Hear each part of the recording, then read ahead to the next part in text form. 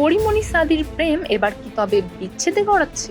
ঈদ উল ফিতরে হাতে মেহেদিতে লেখা ছিল এস, যা দেখে ভক্তরা ধরে নিয়েছিলেন তা গায়ক শেখ সাদির নামের ইঙ্গিত। তাদের প্রেম নিয়ে শোবিজ অঙ্গনে শুরু হয় জোর গুঞ্জন, কিন্তু কয়েকদিন ধরে বদলে গেছে সবকিছু। পরিমণি হঠাৎ ফেসবুকে কালো ব্যাকগ্রাউন্ডে লিখেছেন ব্ল্যাকমেইলার, আর সাদি দিয়েছেন একই রঙে 3টি ডট। এই পোস্ট দুটোতে ইঙ্গিত মিলছে সবকিছু ঠিক নেই তাদের মধ্যে। শেখ সাদির পোস্টে একজন মন্তব্য করেন, শেষ পর্যন্ত পরিটাও ছাকা দিয়ে দিল। আরেকজন লিখেছেন, এত তাড়াতাড়ি এমন পোস্ট আশা করি নাই সাদি ভাই।